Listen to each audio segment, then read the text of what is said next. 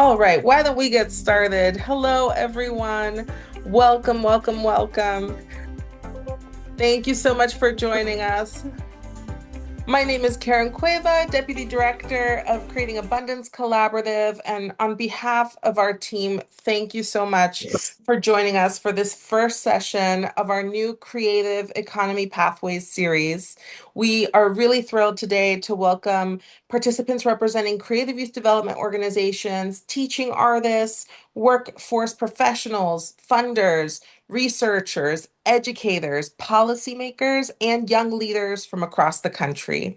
And this five-part virtual town hall series explores one central question: how can creative youth development help shape the future of work for adolescents and young adults? We know that young people are entering a rapidly changing economy. Technology is transforming work. Employers increasingly seek creativity and collaboration alongside technical expertise, and communities are asking new questions about how young people build meaningful creative careers. Creative youth development organizations have been responding to these questions for decades. Across the country, Bueno, organizations are creating internships, employing young people, cultivating leadership, and helping youth develop the durable skills and professional experiences that prepare them for lifelong success.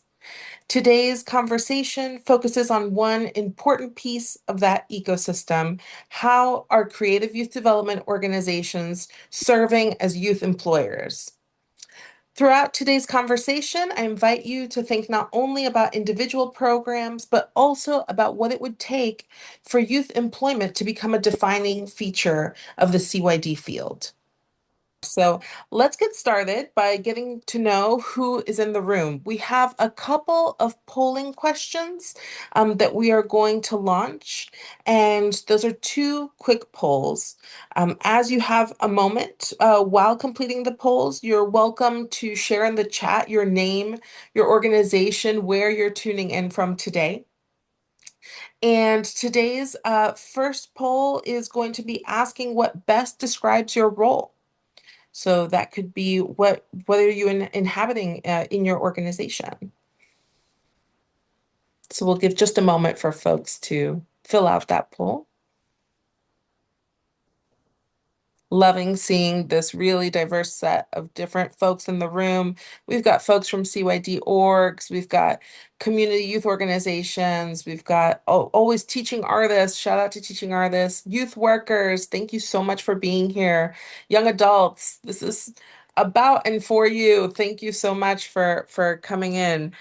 We've got workforce development folks, educators, funders. So grateful to have funders in the room and lend their perspective. Researchers, really fantastic to have you all here. And policymakers. It's just a really great spread of folks. Thank you all so much again for giving of your time. So that's going to be our first poll question, and we're going to be moving on to the second question. And that second question is, does your organization currently provide paid youth employment opportunities? We're just curious to get a sense of what's happening across the field, and a little bit of a sneak peek to a very light survey at the end of today's session. But the more that we can continue to learn from one another and build together, the more progress that we will make. So I'm really thankful that you all are willing to share this information on whether your organization is currently providing paid youth employment opportunities.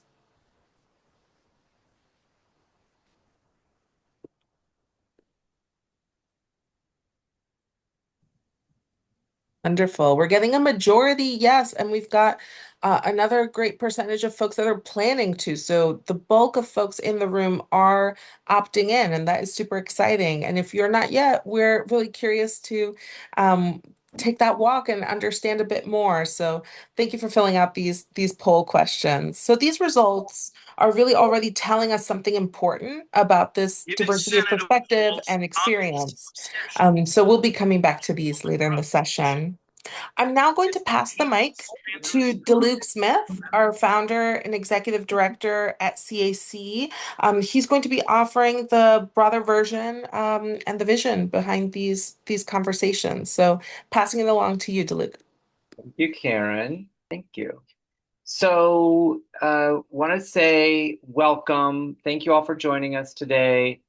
We are thrilled you're here as we kick off the Creative Economy Pathways series.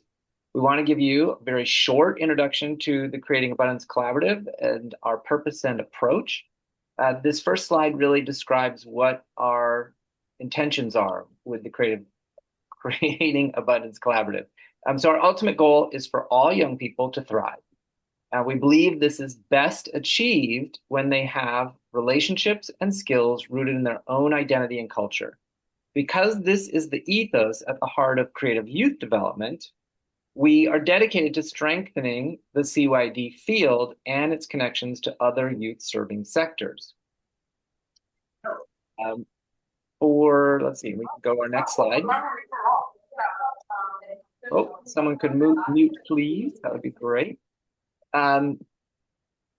For those of you who are new to the term creative youth development, it was coined in 2014 and as a blending of creative development and positive youth development. An expanding list of characteristics have been identified and compiled since then. This first description at the top that includes the dedication to young people's stories and ideas and dreams through racial equity, social justice, youth voice, and collective action was developed by the Creative Youth Development National Partnership in 2015-2016. In 2021, research led by Ariel Brown at the Lewis Prize for Music identified these CYD systems change characteristics that are listed at the bottom. And we can go to our next slide. Those characteristics in total really help explain why the creative youth development field prioritizes young people who have the least access to resource and opportunity, especially those who have been negatively impacted by inequitable systems. They position youth creativity. These organizations position youth creativity as a resource for healing and learning within systems, and they provide safe spaces for young people to grow their artistry, identity, and agency outside of systems. As you can see from this graphic, we really have come to recognize that the creative youth development field works with and in adjacency to multiple youth-serving systems, often at the same time. So at Creating Abundance Collaborative, we can go to our next slide. We have consistently found that there is a field-wide need for collaborative translation of CYD practices into cross-sector language and frameworks. With growing momentum across the CYD field in the realm of workforce development, we're turning our attention into that arena first. Our 2026 Creative Economy Pathway Series will cover these topics that are listed here between now and November. We hope you're going to join us for all of these events. We intend for the town halls to be a starting point for proving and illuminating the contributions of creative youth development to young people's economic futures. We're excited to bring together young people and program leaders with CYD and workforce researchers, funders, and advocates to collaborate in these discussions. That's you. Thank you for being here. As we go through the session today, please share what resonates with you or adds to your understanding in the chat. We will be compiling the key points, ideas, and recommendations that come from all of these moments together for sharing more broadly afterwards. So thank you again for your attendance. Thank you for your participation. And Karen, let's move forward. Great. Thank you, DeLuke. Welcome to everyone who has been jumping into the room. I just want to note we've got 100 people in this Zoom room right now. It's so exciting thinking about the potential for conversations across this series or so. Now I want to pivot to welcoming our presenters and hearing about the amazing work that they're doing. Our first presenters are Matt Kerr, co-founder and co-executive director of Beyond the Bars. Joining Matt today is also Anthony Suero, a student teacher at the program. Beyond the Bars has developed really meaningful youth employment opportunities that are integrating artistic practice with leadership and workforce development. So, Matt and Anthony, thank you so much for joining us. Passing it so along to you. Thank you so much. And it's wonderful to see everyone. And thank you to everyone in this room for the incredible work that everyone is doing all throughout the country, building with so many amazing young people. Yeah, so my name's Matthew Kerr. I'll be introducing Anthony in a little bit as well, who is an incredible young teacher and leader within Beyond the Bars. And Anthony, thank you so much for being here. Yeah, so I'm part of a co-leader, of a co-executive director of a nonprofit called Beyond the Bars. We started as a music program back in 2015, and originally were just a music program for youth who were incarcerated.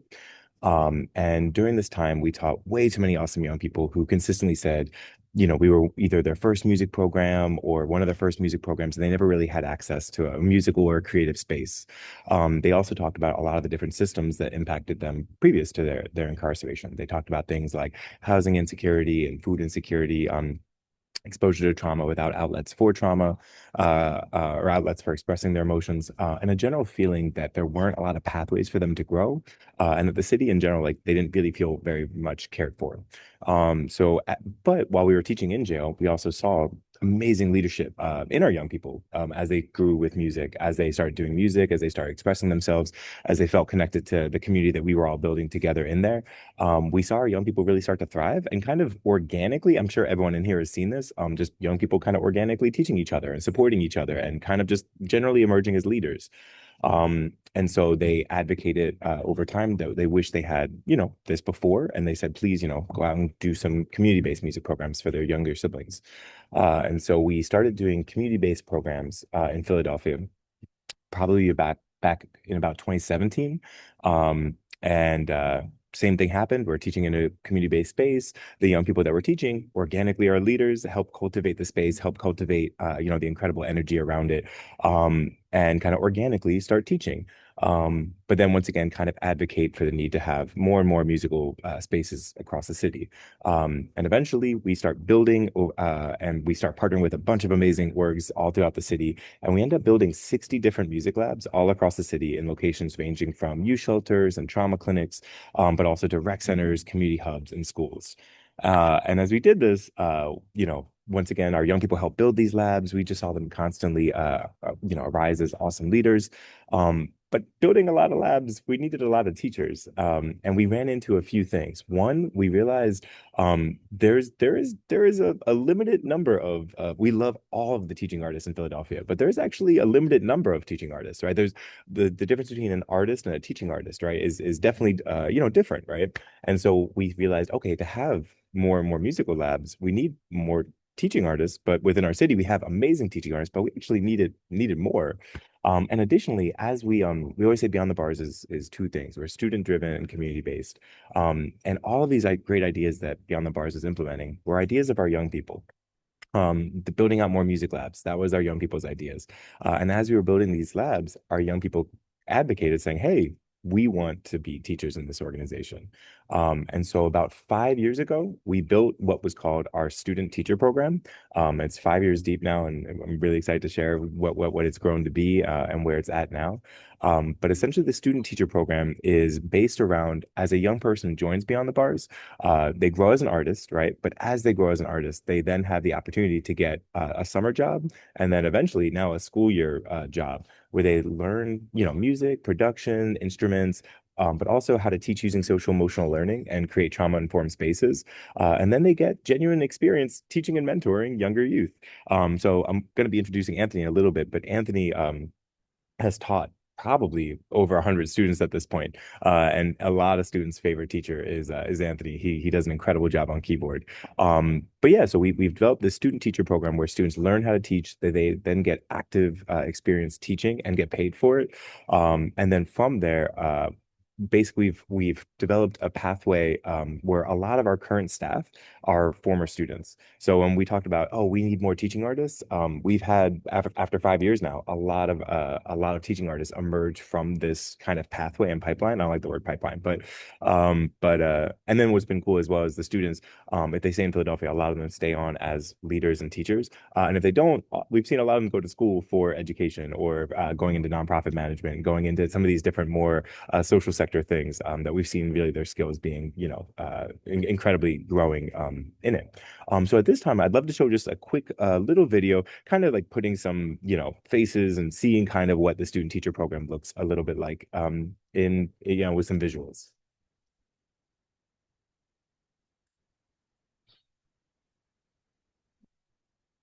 Thank you so much.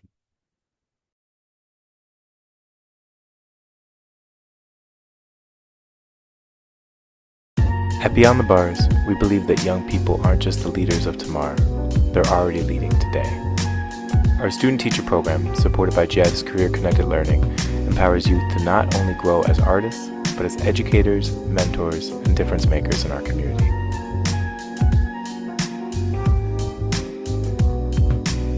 Over the summer, the student teachers dove into learning how to teach and support younger youth through music. They trained alongside each other, as well as talented teaching artists, learning how to guide others in playing instruments, writing songs, and expressing emotions in positive and healthy ways. The summer was packed with unforgettable experiences, from teaching at the historic Rotunda, to recording with the Philadelphia Eagles, and finally even performing their own original music at the graduation showcase at Underground Arts. Throughout the school year, these young leaders stepped into their roles with confidence, teaching and mentoring younger youth in schools and community spaces all across the city, thanks to the support of our incredible partners.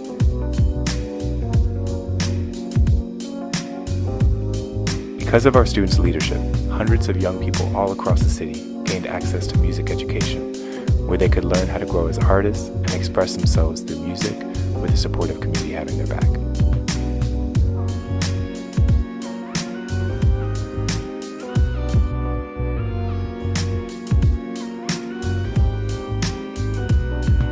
With the support of our amazing partner organizations, students also explored topics like restorative justice, financial literacy, creative entrepreneurship, and marketing, gaining life skills that go far beyond just music.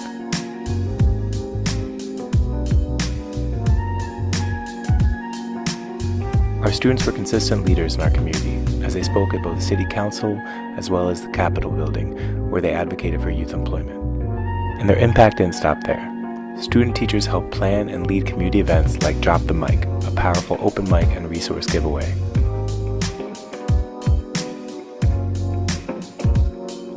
They also worked with incredible community leaders and mentors as they supported food drives all across Philadelphia, ensuring that vital resources were getting out to our community.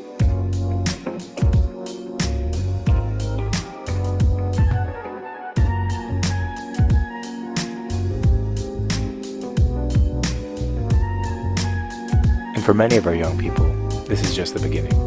Over the years, a number of our student teachers have grown into adult educators and leaders within Beyond the Bars, continuing to thrive as teachers, mentors, and working to support the next generation of young artists. For all the incredible work that they did, our student teachers were honored and celebrated through field trips, community showcases, and our 10th anniversary event at World Cafe Live, where they sold out the whole venue. We couldn't be more inspired by our young leaders. Their commitment, creativity, and compassion have been absolute game changers in our city, and none of this would have been possible without the support of all of our partners, teachers, and JEB's Career Connected Learning. Thank you so much. And so, yeah, that kind of gives a bit of an overview of kind of one of the things that's been beautiful, I think, about youth employment, especially within the CYD space, is you see the balance that young people have of like growing as artists and making their music, but then building with community, right? And developing as leaders and just kind of that dual purpose. You also saw a few you saw a bunch of amazing young leaders in that video, but towards the end, you saw like some before and after shots. You saw some like, oh, a picture of there was a young Akil who now he's 24, but we were teaching him since he was 16. Now he's helping run the student teacher program. You saw a young Isaiah, and then you saw an older Isaiah who's now teaching. The reason why some of them aren't on the call is we have the program running as we speak, and we have a summer camp going, and Isaiah is now teaching social emotional learning as he's going to school for social work, and he's teaching social emotional learning to the next generation. And it's been really cool because social emotional learning used to be some of our students' least favorite class, and now it's a lot of their favorite classes. And that's a testament to him and Zadi and just so many former students who are now, like I said, the heartbeat and the top lead, some of the top leaders of the organization. Um, a few other things before I introduce Anthony and just add to a super quick Q&A. Some things that we've seen that are amazing with the student teacher program. It also breaks down student to teacher ratios, which has been amazing, right? You're able to make a lot more individualized learning for students. Um, Being able to gradually bring students along as teachers and not throw them into, a group of 20 kids and things like that has been amazing, seeing just them grow within their skill development. And like I said, within our own organizational infrastructure, like so much of our roles are constantly being filled by the next generation. I have some more things I'll share, but I'd love to introduce at this time, Anthony. How are you doing today, Anthony? I'm doing good. It's great to see you. It's great to see you. An awesome job teaching yesterday. So one of the joys of my job is I get to teach along with the student teachers. So yesterday, Anthony was crushing it at one of our partner sites, Mighty Writers. And like I said, Anthony's. So Anthony, could you introduce yourself and say what is kind of your role at Beyond the Bars? My name is Anthony. I'm a student teacher at Beyond the Bars, and yeah, And how long have you been with Beyond the Bars at this point? I've been. This would be my second year. Yeah. That's awesome. That's awesome. All right, so I have a few questions. Let me bring them up. Excuse me.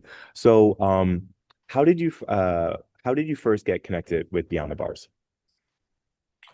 Um, I got connected. It was by my.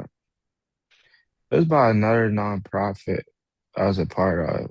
Um, it was uh, it was this organization called One's Up, and basically the organization like it was like about you know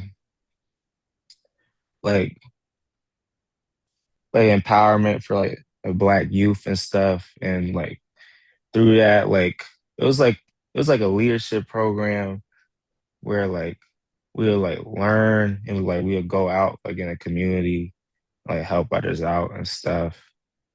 And like I was just talking to um the founder, Alex, and I was just telling him how, I was into music and stuff like that.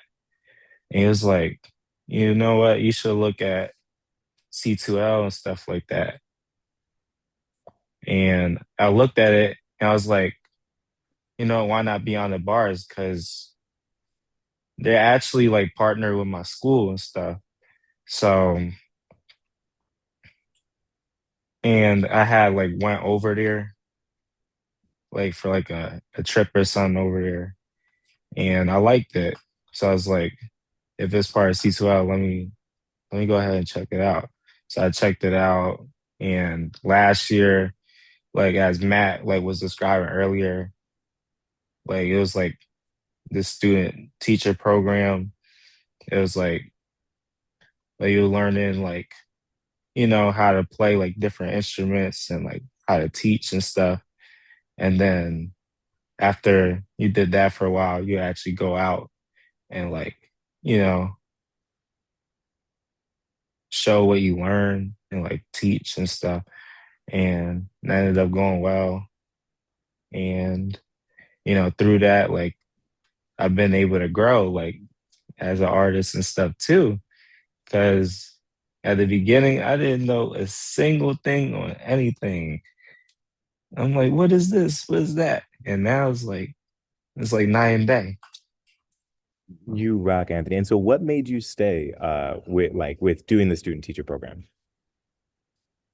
What made me stay um was not only that like I love like music and playing music, but also like the people that I've met and the friends that I made like along the way through that.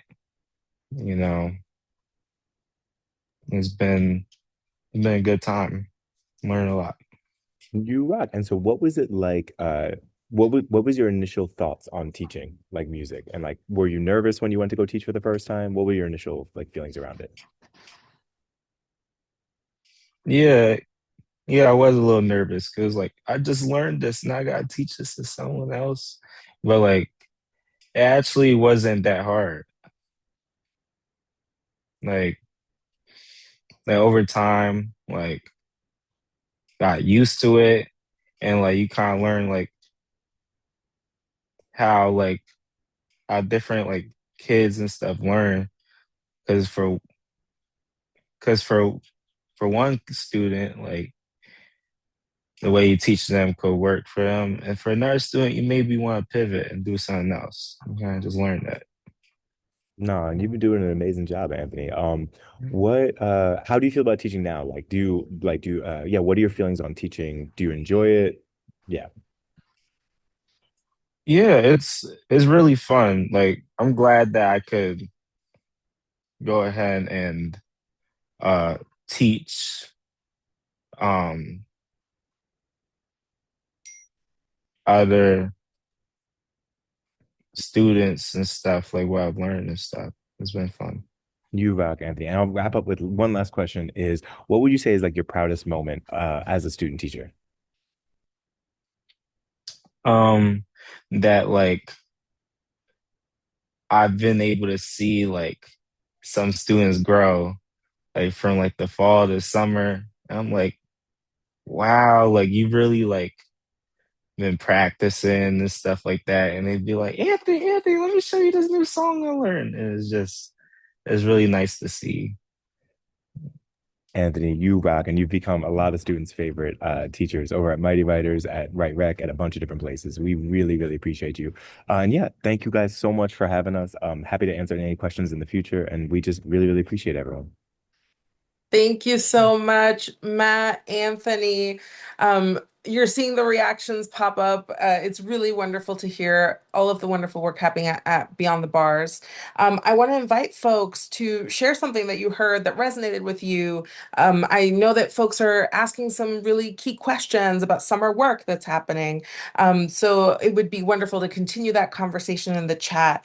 And we're going to hear now from another model, a different org that we think is doing phenomenal work. Our next speakers are Cori Bodley, Chief Program Officer at Community Music Center of Boston. Joining Cori is Annie Yuan, Youth Impact Lead at CMCB. CMCB has really thoughtfully integrated youth employment into its organizational model, supporting artistic development, community leadership. Cori and Annie, thank you so much for being with us today. Going to pass it along to you all. Thanks so much for having us. Again, my name is Cori Bodley. I'm the Chief Programming Officer at the Community Music Center of Boston, located in Boston, Massachusetts. And I have Annie with me. Hello, so I'm Annie. I'm a youth impact lead at Community Music Center Boston. So today we will focus mostly on our youth employment program, but I wanted to just very briefly talk a little bit about CMCB.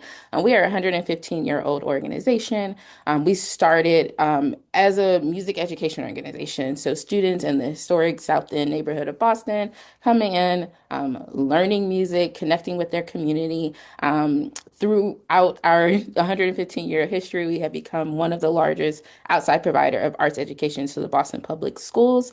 We work with about 20 or so partner organizations providing music either into adults through our music therapy program or in the school system as well. Another 500 or so people walk through our doors every single week for our music education program in our physical location in the South End. And some really exciting news that's happening in the CMCB world is that by the end of this calendar year, we will be expanding into the Roxbury neighborhood, which is this photo here, into our brand new state-of-the-art facility where we will become our headquarters for music education in Boston. So really exciting things happening at CMCB, but we are here to talk about our youth employment program. So I'm going to have Annie start.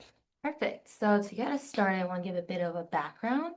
So CNCB, we are a paid administrative art experience for 65 plus youth annually with ages 14 to 24. So throughout the year, this program consists mostly of college and high school age youths working in person, remotely, or hybrid. And so the rate for youth employees start at $18.20 per hour, with impact leads, which is my position, earning $20 an hour. And this role progressions allow youths to grow into leadership roles and get paid for it. For example, a youth at CMCB who has been working here for multiple years or has been mentoring younger youths can choose to try for that youth impact lead position and get paid. And that's a really nice progression that we have currently.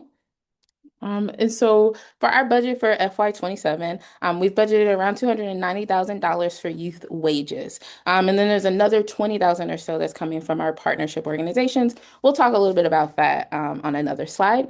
Our funding model, I'm sure a lot of people have lots of questions. It's a relatively large youth wages budget. Lots of private foundations, some city and state programming, which I highly encourage everybody to look into. We'll also talk about our partnerships with the colleges and how that funding model works, but then we also have some federal sources as well.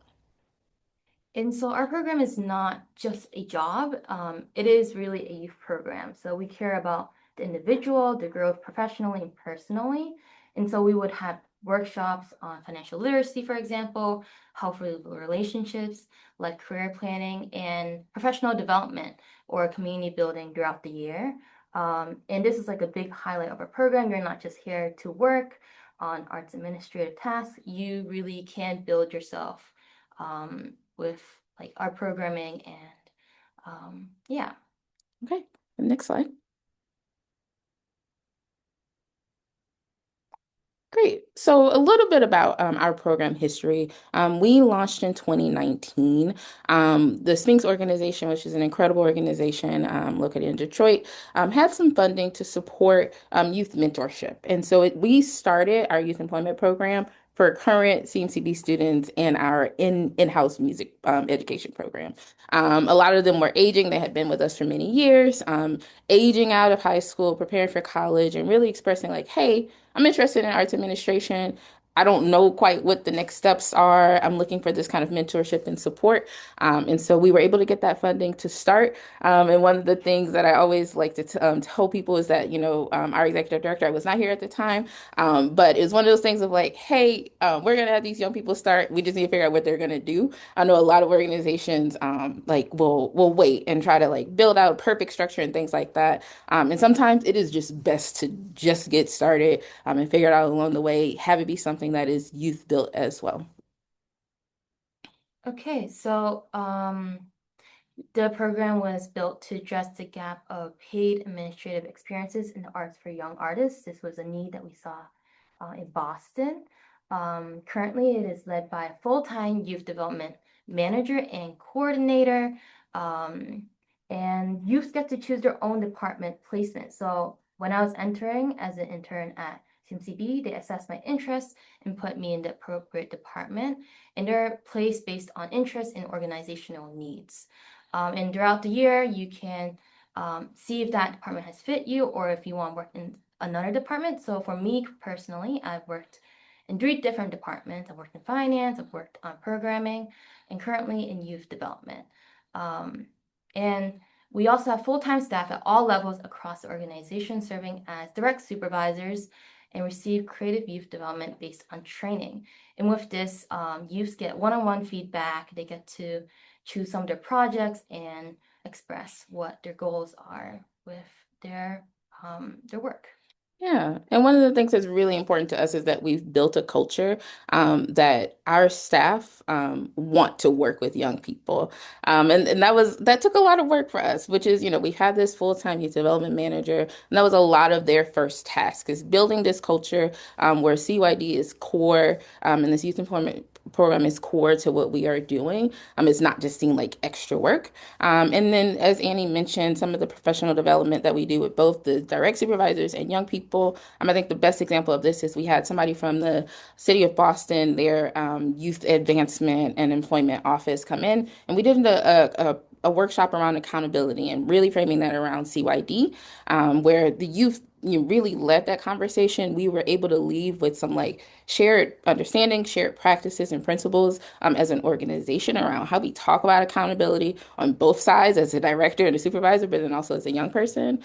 So it's something that's really important to us that all of our staff are engaged in this program and that they also have the tools and resources to work with people, young people in an appropriate way. And we can go on to the next slide. So when we're talking about our youth employees, who exactly are we talking about? We took part of this survey, the Commonwealth Corporation Youth Work Survey, which is measuring some of the barriers of employment. And so that includes things like being differently abled, identifying as LGBTQ+, facing housing instability. And so for all of our youth in this program that took the survey, they meet at least one of these criteria. 85% of our young people identify as people of color, 35% LGBTQ+, and over half have faced some form of housing instability. So it just really kind of highlights the importance of the work, the importance of being able to pay a living wage to our young people, the importance of the mentorship, the importance of the program as a whole. And we can go on to the next slide. So youth is kind of the center of our programming. A lot of the workshops are youth-led, co-designed, and this is really important to us because we want youth voice to be highlighted in the programming. So based on what they want to see in the program or needs, we would cater that to our programming. Youth impact leads create and run workshops for their peers. Their main goal is to support and advocate for the needs of like youth employees, what they want to see. So annually, youth employment, we have a retreat that's youth-led to set the year's topics and speakers. How this looks like is a lot of the youth gather on one day from different departments. They get to see each other, which is not always the easiest because there's so many youths working at different times in different departments. But we really have that time to say, what do we want to see for the year ahead? What do you think is lacking within the department and what other supports we need? For example, we get to gauge the needs and direct that into programming. One need that we often see is like financial literacy, and how that looks like in programming is we have like credit card workshops or how to finance college to youth-led panels about how to be financially sustainable as an artist. So those are only examples. And yeah, it's really, really youth-led and designed. Yeah, and I think some other really great examples is that we incorporate our youth employees into our hiring process. So for any senior leadership role that is looking to join CMCB, you're going to have to absolutely talk with youth employees. They have a voice in that process. If you're applying for a role that would supervise a young person, you're absolutely going to have a panel with youth employees. When I applied, I'm a chief programming officer. I met with two current youth employees. And what really stood out to me at the time was they were really advocating for this kind of step system of at the time, we only had just a youth employment title. And the youth employment, that $18 an hour. So regardless if you were 14, if you were 24, same title, same pay. But naturally, as Matt was talking about, you see these young people really start to develop. And so they themselves become mentors. They themselves start taking on these kind of leadership roles. And so through that very first conversation in my interview, one of the things that was really important to me was being able to develop this kind of step, these pathways into more leadership roles, even within the program. So really excited that that was one of the first things we were able to do is create this youth impact program as a part of. So this is another example of how we're centering our young people. And then one thing we're really proud of is that we have hired onto full-time roles 3 alumni of the program, including our current youth development coordinator, who's playing a really important role in shaping day-to-day what it looks like for our young people. We can go to the next slide. So these are just a few examples of some projects that our youth employees have done. As we've been talking a lot about the program, I know it feels like a little bit not necessarily vague, but just want to talk a little bit about, what are they actually doing on the day-to-day. So these are some examples, but I'm also just going to let Annie talk about some of the work that she's done. Yeah, so at my time here, I've worked on many different projects, many different skill sets. But one of my main projects I remember very clearly is my first project here. I was working on a video for disability and accessibility at CMCB, which they didn't have at that time. There was a really big need for it. Multiple people had been working on that project before me, but my main task was to collaborate with full-time staff and plan out like getting those video clips in and editing it. And I remember this being very impactful because now full-time staff is required to watch that PD and get trained on it. And that while doing that project, I learned a lot of skills, met a lot of people during it. And it was really in line with like what I wanted to do. That's only one example of project. It really varies depending on the department. So I worked on like financial, analyzing data. I've worked with like planning day-to-day programming. It really looks different per person and their interests. So like with these projects, I get to say like how it should look, how I think I want to work on it, and what kind of feedback I like while working on the projects. So it's very individual based. These projects really reflect youth interests and also what skills they want to develop. Thank you, Annie. We can go on to the next slide. So I talked briefly about some of our partnerships before, and I saw Ruth is in the room, as is Julia Gettleman. So shout out to you too for the BAI program. But Annie will talk about our town program. Yes. So I started here as an externship intern from the Our Town project. What that meant was I was part of another nonprofit, Boston Chinatown Neighborhood Center, and they would send youth to another nonprofit to see how it's like in a different art administrative organization. And so with the Our Town grant, they place young artists in paid roles with partner organizations across Boston working alongside the Mayor's Office of Arts and Culture. And that was one of the partnerships I was part of. Another one that we have at CMCB is with Bloomberg's Arts Internship Program, where we are a worksite and a service partner. And this internship is in the summer, where we engage 40 plus youths in learning about art, administrative, organizations, careers, and development. And I was working as a lead facilitator, so I was mentoring and creating programming for to the days that they were not working at their sites. Yeah. Yeah. And then finally, in terms of our partnerships, we work a lot with local colleges and other organizations. And this is actually a recommendation for anybody who's thinking about starting a youth employment program. The thought, like trying to figure out the funding of it all, is very complicated and can be, complex, and it's a big hurdle to get over. One really great way to kind of test the waters is definitely college partnerships. Right now, we work with Berkeley and New England Conservatory. Through these, we have students who are technically student employees of the college. They are paid through the college, but they are placed here at our organization. At the end of the year, these schools will send us a bill, say, hey, like we paid them $3,000 for the year. We're going to do a 50-50 split. So you'll reimburse us for half of that. That is one example of how we engage and do partnerships. We also work with an organization called Break Time, is in Boston, and they work with young people who are either experienced or at risk of experiencing housing instability. And so they do a ton of things around wraparound services, career development, career planning, and then at the end of their program, they get placed within a nonprofit organization as an intern. And so that is another way that we work in partnerships. So we've really been creative in thinking about how can we expand this program, not just through grants and other things, but also thinking about partnerships.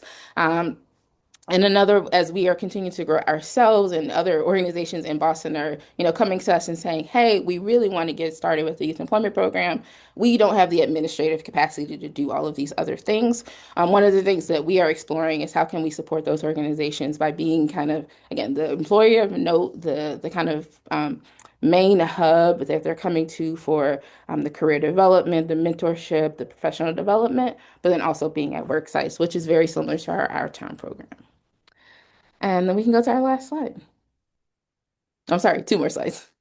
Yes, so most youth employees are practicing artists, musicians, visual artists, or performers. So myself is a violinist. I know dancers, music producers, and painters in the youth employment program. And so although we are an arts administrative job, there's a lot of opportunities to practice art. So more recently, we have had a concert and art gallery in Yuan, and we were able to create that, lead that community event, and have people join and just collaborate.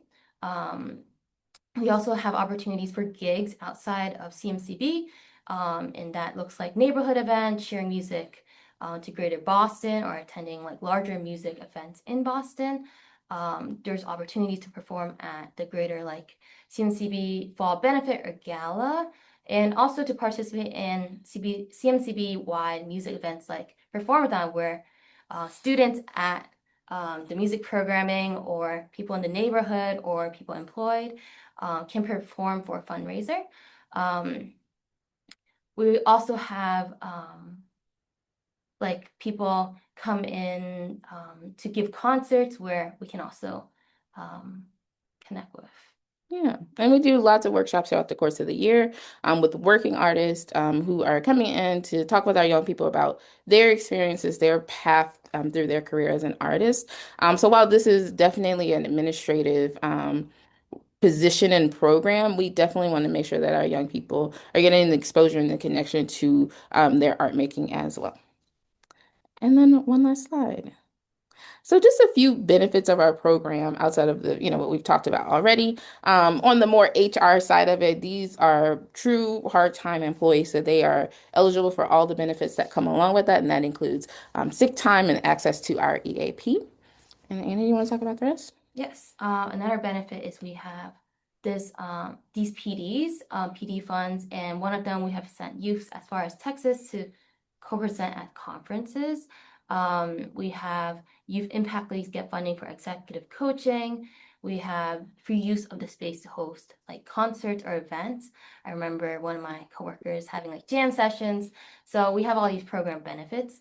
I think one of the bigger ones is that these projects that you work here are very transferable, especially the soft skills that people don't really talk a lot about, especially because not everyone in the youth employment program are professional musicians. They might have careers outside, and that's really important if they can transfer hard and soft skills. Great. So that is the CMCB Youth Employment Program. Cori and Annie, thank you so much for sharing. Shout out seeing those reactions come through.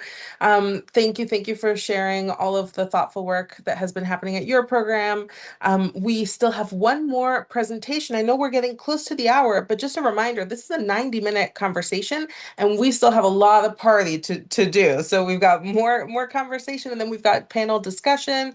We've got breakout rooms. So please stay with us. We are so excited to continue the conversation. Actually, now that we've heard these examples, wonderful examples from 2 organizations approaching youth employment in different ways with a lot of shared values, we're going to continue to broaden our lens. We're going to turn to talk a bit more about research. And so it is my pleasure to introduce Käthe, Program Officer for Creative Youth Development and Health from Mass Cultural Council. Käthe is going to be situating today's conversation within the broader landscape of youth workforce development and sharing research that can help us think about where the field is headed. So welcome, Käthe. Thank you so much for being here. It's great to be here. Thank you. And let's just see. Oh, there we go. Now I can do the slides. Oh, yep, that's me. So yeah, part of where I stand not only with Mass Cultural Council, but my heart is as a teaching artist, art therapist, and back in 1997, we set up a first jobs program in our creative youth development organization. So, and it's still running today, almost 30 years later. So my heart is so much here. But as a government worker, let's go into this more broad aspects of things. So we have at Mass Cultural Council. For folks maybe that don't know, we are the Commonwealth's independent state arts agency. Our charge is to bolster Massachusetts creative and cultural sector. And we do this through trying to advance economic vitality, supporting systems change, and celebrating, preserving, and inspiring creativity. So I know that you guys are hearing a lot of things, so I'm actually going to probably skip a couple of my slides because both Cori and Matthew did such a great job of giving a lot of specific examples. But 3 things to just sort of keep in mind is that, creative youth development has really an opportunity now, and I would say even a responsibility to continue to try to change the narrative from arts being like enrichment to really essential. Number 2 is to build stronger bridges across sectors, across funding streams, while expanding our common language and knowledge. Cori talked about all those important partnerships. That's part of it. And then the third part is to tell our story in data-driven ways that give honor to our complexity, our creativity, and with youth voice in the center. So we need to collectively work to expand the narrative of how we really impact other sectors. So this is the economic development, workforce development, mental, behavioral, and public health. Because within these fragmented systems, you all create an infrastructure that really is based in community strength, in building civic muscle, and helping young people truly feel seen and heard. And y'all, this is essential. All right, so we have, so the Commonwealth's creative and cultural sector contributes over $29 billion annually to the state economy and supports 130,000 jobs. And this surpasses construction, rivals retail, and even the biotech sector. However, our workforce still is under-recognized and oftentimes structurally excluded from the innovation economy infrastructure. This slide is kind of fascinating because if you all dig into the World Economic Forum, the Future of Jobs Report 2025, they speak to skills that are on the rise. So complementing the top 3 technological skills of AI, cybersecurity, and tech, right behind that is creative thinking. That ranks top, along with skills of resiliency, flexibility, agility, curiosity, lifelong learning, leadership, and social influence. And what do y'all do? You do all those things. So jobs in the creative economy are also expected to grow by up to 40% by 2030. The creative industries are regarded as one of the world's fastest growing sectors. So creative youth development, arts, and culture are not an extra. We build creativity, connection, resiliency, flexibility, and leadership, and we truly make innovation possible. So hold on. So this is drawing on education, health, workforce development, youth development, arts learning, and community infrastructure in the paper that I'll have linked at the end. This is the Youth Arts as a Civic Infrastructure, a Detroit Opportunity and Call to Action. Wonderful paper that makes the cross-sector case that sustained, relational, high-quality youth arts experiences help build capacities that every sector now says young people need. And these should be very familiar to y'all, but I won't read them all, but geez, right? That's what y'all do.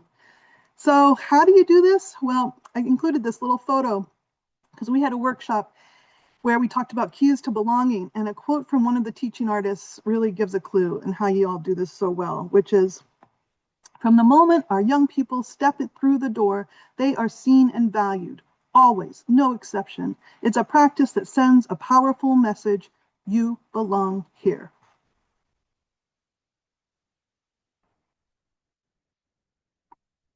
Okay, now a quick story about us. Youth Reach began in 1993, and Mass Cultural Council has invested more than $26 million with a total of 188 organizations through its grants in Youth Reach. And by the way, there's a bunch on the call here, so shout out to y'all. We're in our 33rd year, and Youth Reach is the longest running support program for the field of CYD in the United States. And through these experiences in arts, humanities, and sciences, Youth Reach grantees provide youth-centered creative environments where young people can both widen and deepen their skills and interests to create, to connect, and to catalyze. Organizations help young people further develop their creativity, express their identities, build community and relationships, develop leadership and collective action in collaboration with their communities. So this just gives you a little bit of a sense of the numbers for a year. So in FY25, we had an incredible number of 18,904 young people participating in 85 funded organizations. Of those young people, 85% were BIPOC. Then we had, next one, 11% were youth with disabilities. 46% of youth were involved in youth reach programs that were in an economically depressed urban area. 35% also were facing neighborhood violence. And each year, what's been interesting in the past 5 years, we've asked organizations to identify the greatest issue that their organization had been needing to take time to really address in the past year. And 92% of programs shared that mental health was the top issue that they needed to prioritize because of the increased needs of young people. This percentage has increased every single year for the past 5 years. Also among the top 4 were addressing transportation needs, people's food insecurity, housing insecurity. So it's really clear why investing in mental health and paying for young people has been increasingly important to do. All right, so, here we go. Okay, so to give, okay. This isn't advancing for some reason here. Okay, so of the 18,904 young people who attended our 85 different organizations, 2,038, which represents about 11% of our young people, earned money from these organizations. So this meant there was like 69% that employed at least one person, but 54% of our organizations of those 85 also had 10 or more people, young people that they employed. And what's amazing is young people earned, ready, $3,982,318, which really shows the essential money that was brought to their families and communities. All right, so how can we best support our young creative workforce? Let's see here. Oh, here we go. So according to a Gallup poll in 2025, close to 50% of high school students said that they never had a job or an internship and don't feel prepared for post-graduation. We need CYD organizations to keep doing this awesome work because why should we employ young people? Well, number one, it reduces financial barriers that may allow youth to participate consistently. You know, those teens out there, instead of getting a job at a fast food place, wow, they could work at your organization. It also honors the value of their time, skills, and contribution. It encourages an increasing level of responsibility and leadership, and it offers pathways and opportunities into the professional world. Okay. And why CYD can do this so well? Why? Because y'all support the whole person. You know, you just saw 2 incredible examples of this. But so over the past 5 years, we've collectively developed a CYD framework in Massachusetts with outcomes and indicators created by teaching artists, alums, and practitioners who are part of the CYD task force that we developed in 2022. And then also the Youth Arts Impact Network. After further meeting with youth, alums, and other networks, we revised it in 2025. And this framework now incorporates so much of the research from incredible Wallace Foundation and Hewlett's 10 Dimensions of Powerful Arts Education report and others. And we focus on these six of these powerful dimensions. Create incorporates creativity and craft, voice and storytelling. Connect attends to self-discovery, healing through connection, collaboration, and mutual learning. And catalyze centers social justice and cultivating leadership. Also important for the whole person.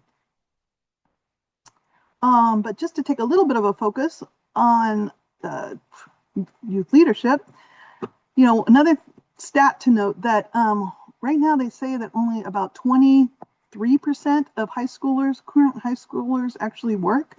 And in the 1990s, that was really more like 50%. So we've really gone down in sort of our young people's ability to access these next pathways. So in our applications, we currently look for these key ways that organizations are really fostering leadership and social justice by asking, you know, what does youth leadership and decision-making really look like in your organizational structure? What are ways that your program offers opportunities for collective action and engagement? And then strong programs are really, we look at these 3 main things. Are young people valued and their next steps supported? What are the leadership opportunities and pathways? And is a young person's involvement, does it culminate in some sort of collective action or other, opportunities for engagement?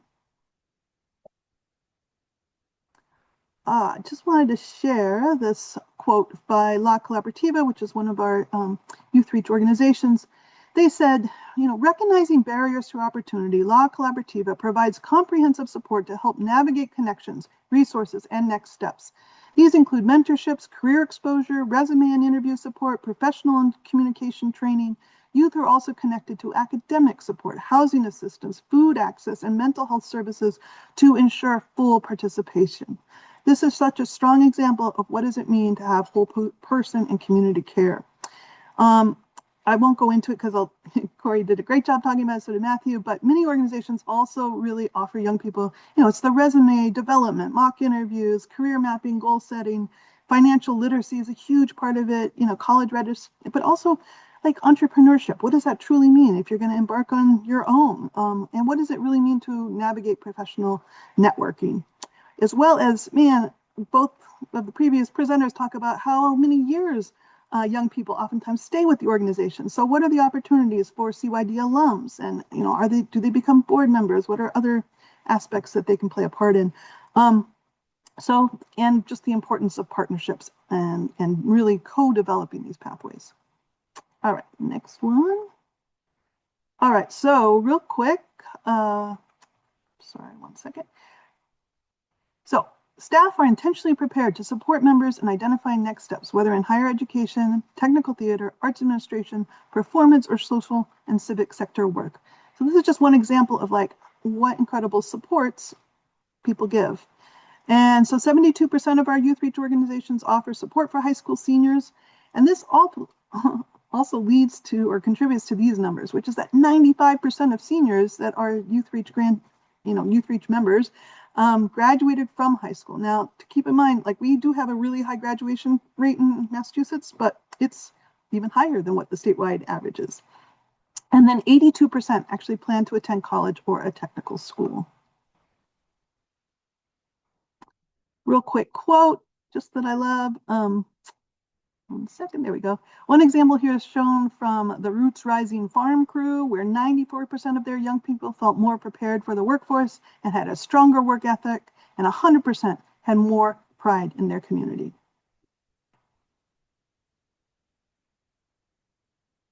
All right, there we go. All right, so what workforce skills do CYD organizations help to build?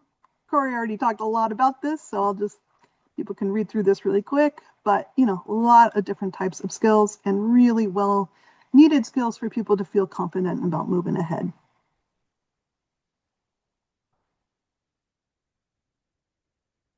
All right, this is kind of important too. In a recent Wallace Foundation report, The Time Has Come for Youth Development, the research notes that youth development now is recognized as an interconnected system rather than a set of isolated programs. That La Collaborativa quote said it so well too, which is where programs are part of a broader ecosystem of support, where schools, families, communities, and organizations all work together for young people to thrive.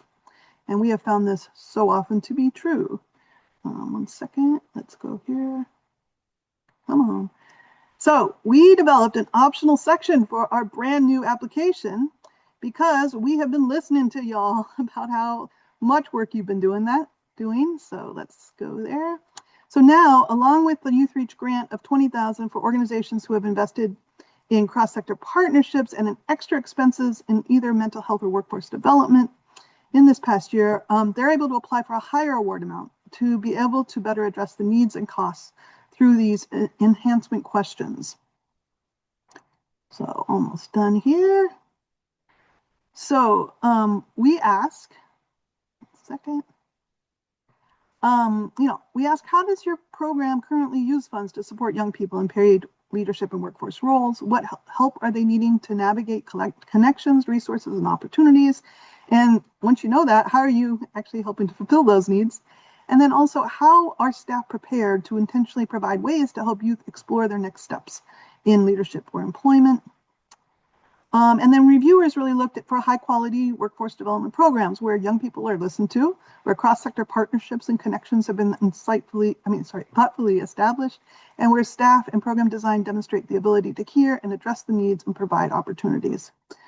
So one thing that's really interesting to note is that we had 210 organizations apply, which is a record number for our Youth Reach 27, and 47% of all organizations applied for these enhancements to work that they are currently doing for workforce development.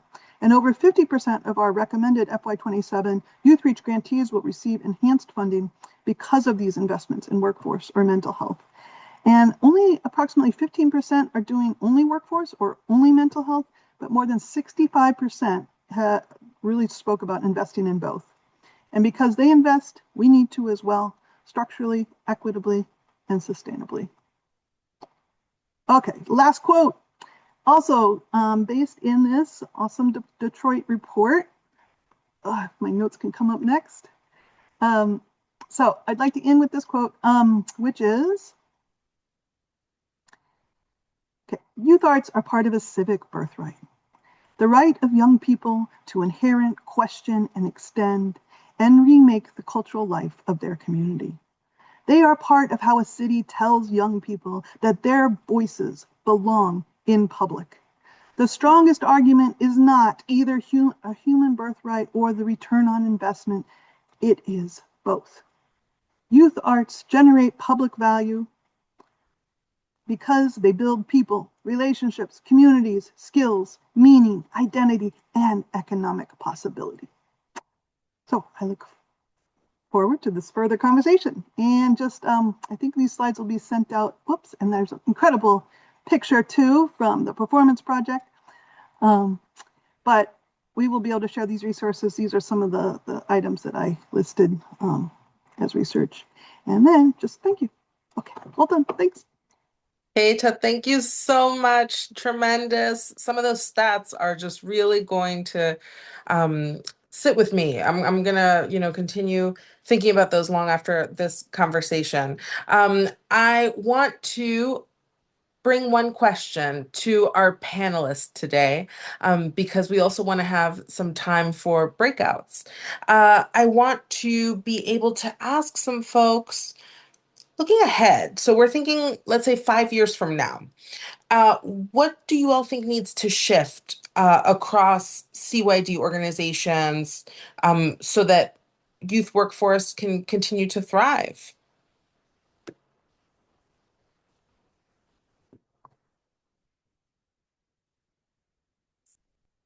Feel free to jump in. We're happy to go first at CMCB.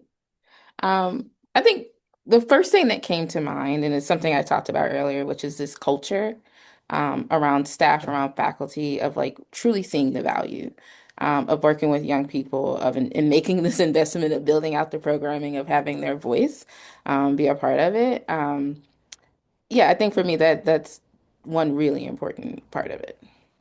I think for me, it's not necessarily like a change or shift, but definitely like partnerships really push for these like workforce development. So if like you partner with schools, you partner with more like public facing organizations, it's more easy for youth to know about it.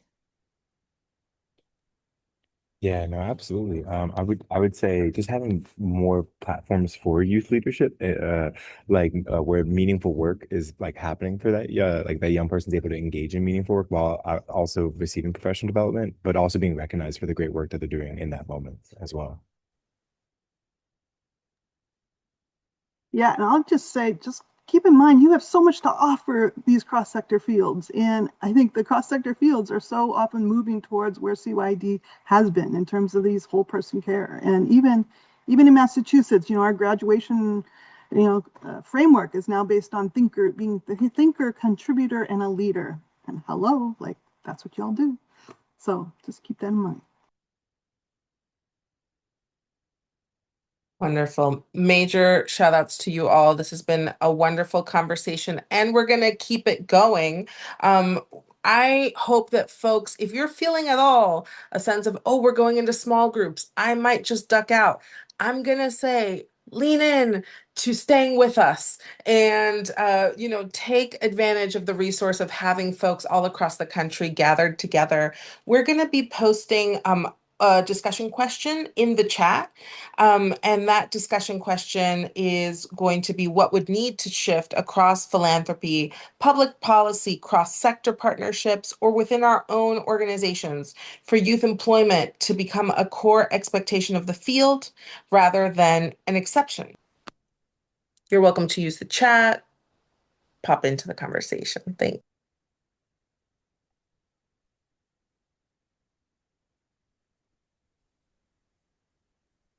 Hi, I'm Lorraine. I'm with the Elliott School in Jamaica Plain. Um, yeah, I think for me, is the interesting aspect is how in a creative arts organization, teens and young people are learning about the creative process across various artistic disciplines and how that creative process leads to problem solving oftentimes.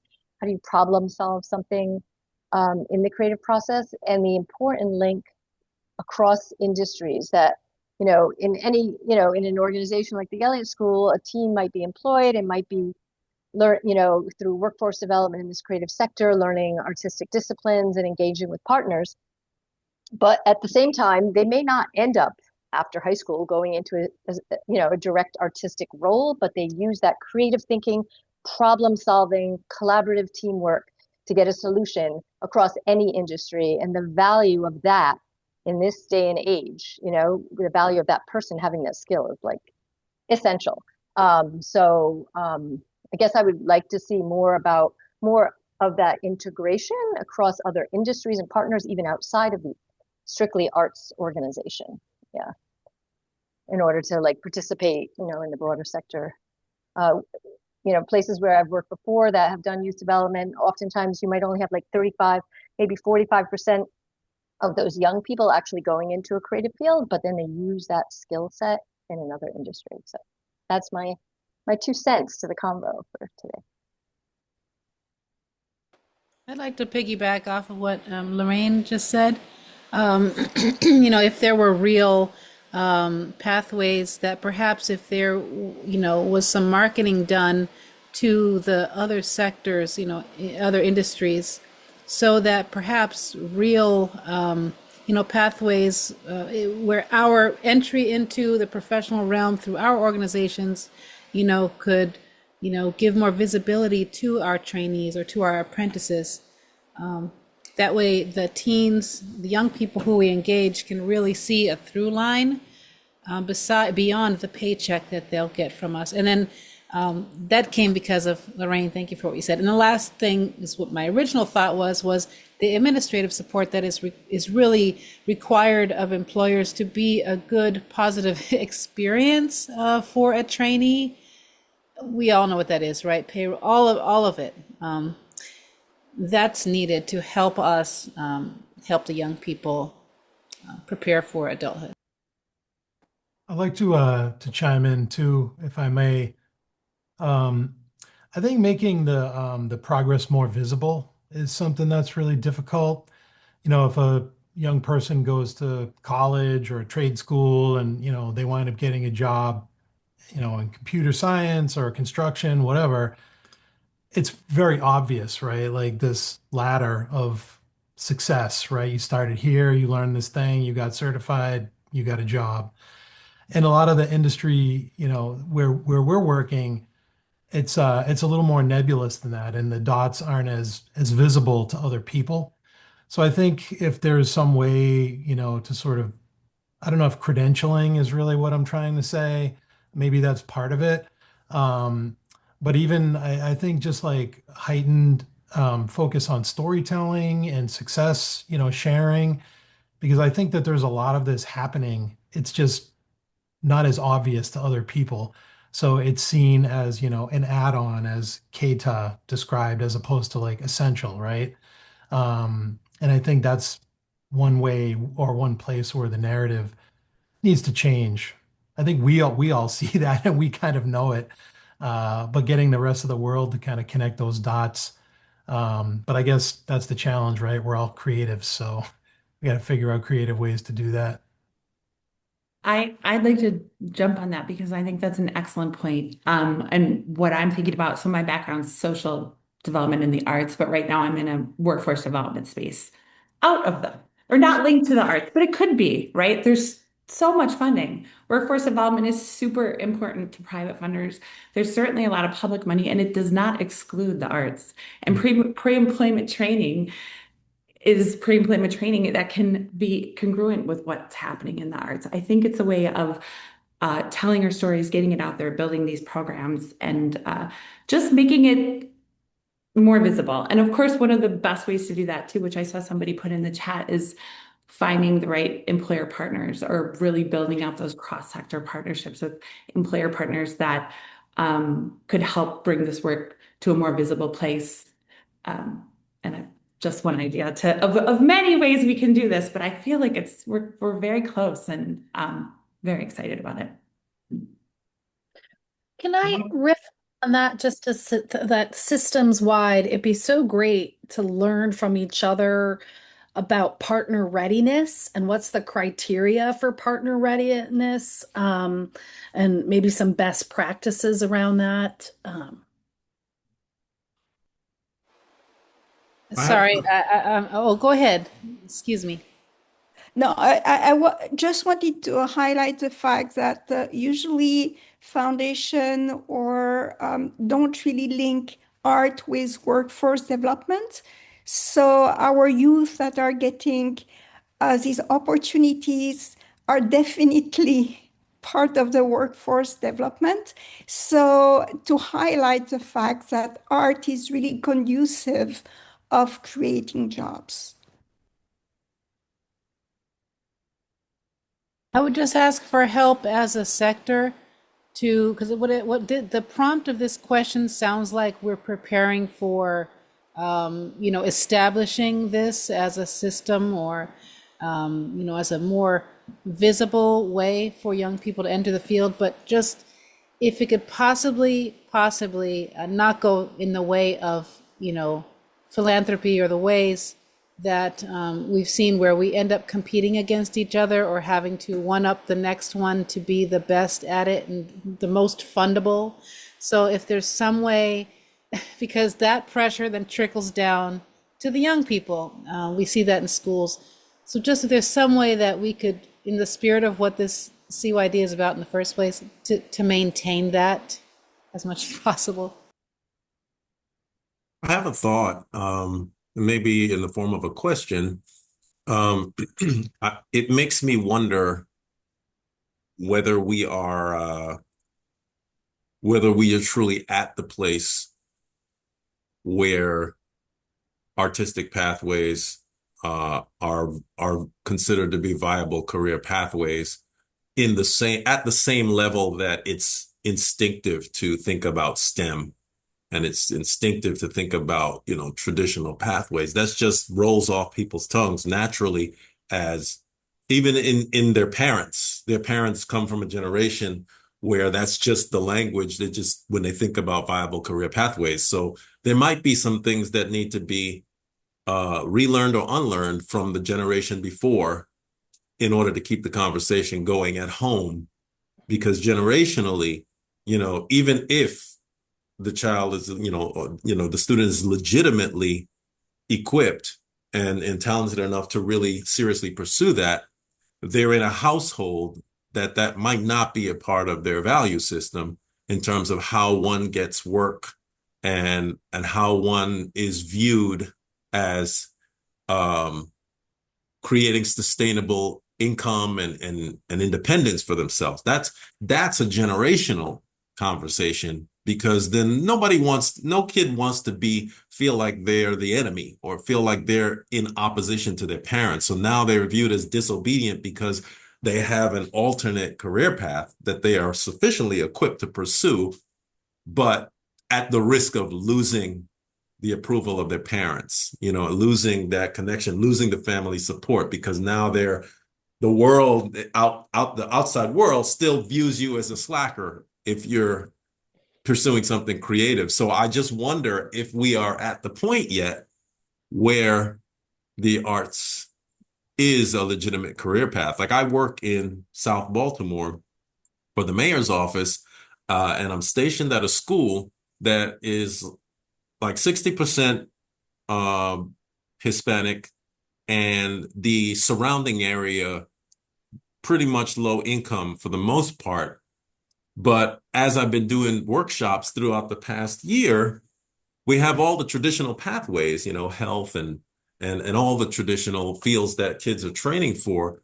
But all of the workshops that I did throughout the year, the data came back that the number one desired career path for a school that is focusing on sports and medicine and health and all these things, and yet still the number one desired career path in the school population was arts and entertainment. And nobody was looking at it. And there was no arts or creative offerings in the school except for two classes, a theater class and a formal art class. But there's no other way for the kids to explore the arts, to even awaken that desire. Maybe they don't have the language yet to see that that they are able to pursue that because no one's putting it in front of them. And so, they can go 4 years in high school and be viewed completely different just because they haven't been given the language to awaken that possibility. They've got narrow options. So these are the things that I've been seeing in the past year. I mean, Benny, can I jump in here? Yeah, for sure. Yeah, thank you. I think that's such great insight. And I'm just jumping in because we're at the half hour, we're at the full 90 minutes. And want to just say thank you for those points, because I think your lessons learned from a totally different vantage point, right? You're working on workforce more holistically and seeing this gap. I just want to affirm the reason that we're hosting this series is because we're seeing the same gaps and gaps that others of you have identified. And we wanted to start making those gaps more visible, more public. We felt like doing that collaboratively would enable us both to find each other, who else is out there thinking and talking and pursuing answers to these questions. And so we feel like this was an amazing, amazing starting point, having the great reference of the examples at Beyond the Bars and CMCB. Thank you to Cori and Annie and Matt and Anthony and all the data that Käthe shared. And we look forward to this being an ongoing conversation that occurs not just in the context of these town halls, including our next one focused on pathways associated with technical and production and media opportunities, but the subsequent opportunities, the subsequent town halls, and then we very much appreciate being in dialogue with you all as well. So thank you. Really want to honor your time. Cannot say enough thanks to Karen and Shanika for all their efforts to put this together. Käthe, again, Käthe, Matt, Anthony, Cori, and Annie, and everybody for being here. So thank you. And we look forward to seeing you next month, August 19th, same time, and spread the word. Get more folks coming, and we'll see you soon. Thank you, everyone.